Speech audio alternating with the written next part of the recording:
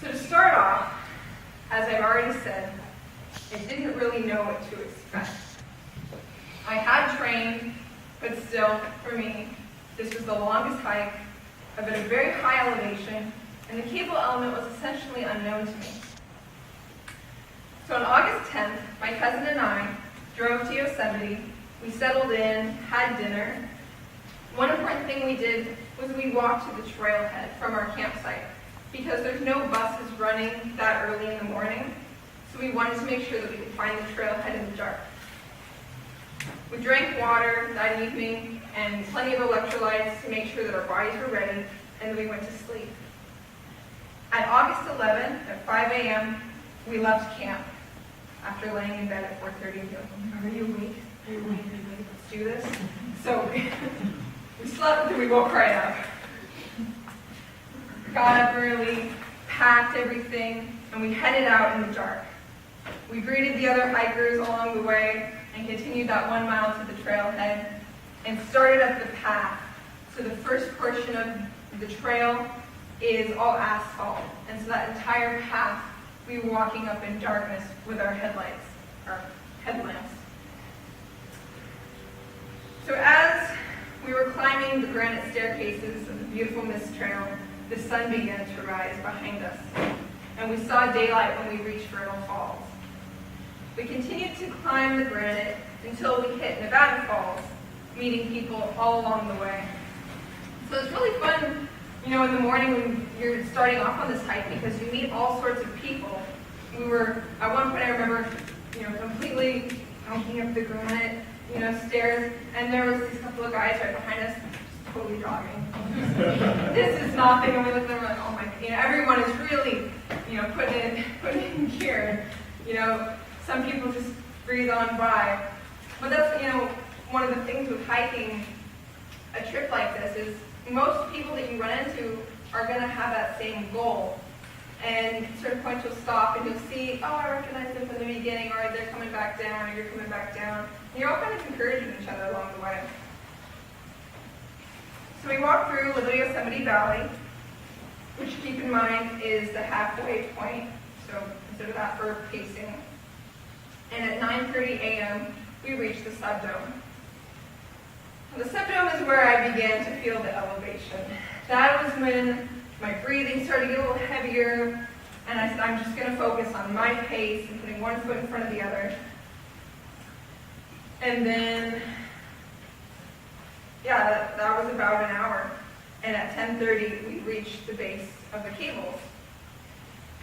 So, after the subdome, I was pretty tuckered out. I was like, the first part of this hike, I was like, okay, I got this, I can do this, I've trained. The subdome took a little bit out of me. And I, reaching the base of the cable, meet with my cousin, we're taking some photos, and I really start to look at it. Oh my goodness. Wow. How tall they are.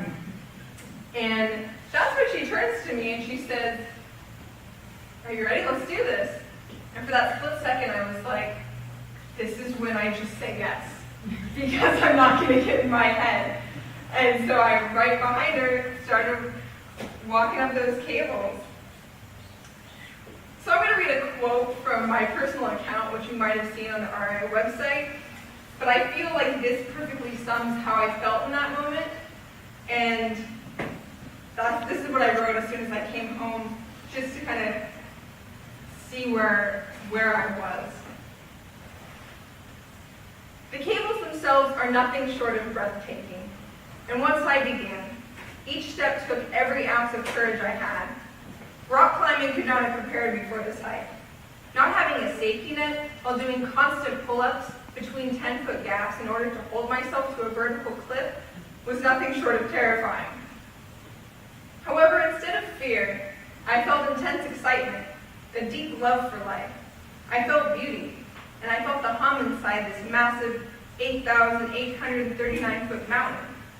The realization of all these things resulted in tears of joy. I remember thinking, this is so important.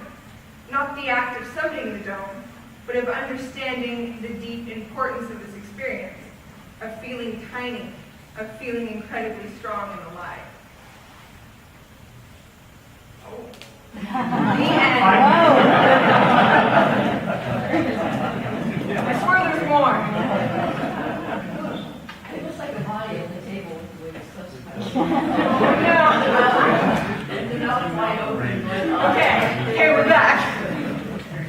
got you in there. So 11 a.m., we summited. We were at the top, and the first thing that I did when I reached the top was I laid down. So I got up there and I was like, okay, I'm on ground. This is great. This is wonderful. So I relaxed, and it kind of sat up and came to, and that's when the squirrel, or the chipmunk caught me, as you saw. Had my lunch, and then kind of started walking around, and I realized I was standing on top of the world, and it was absolutely brilliant. And you get this fantastic 360 panoramic view of Yosemite Valley and everywhere beyond. And it was so gorgeous to just sit up there and take it all in. At 12 p.m., we began our descent, and I will say, at that point, I was then more afraid of coming back down. But I learned that gravity was my favorite coming back down, so that was wonderful. And also that everybody I ran into hadn't yet made it up there, so I was like, you got this. And I was like, okay. So that was a good place to be. Half hour or less this time, back on the ground.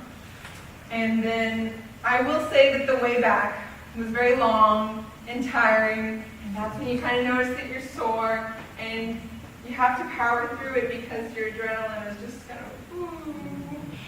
But this is also where I say the trekking poles help me. They help me a lot with technical work going up, but at the last stretch, really, having my arms engaged and dragging me to the bottom was very helpful.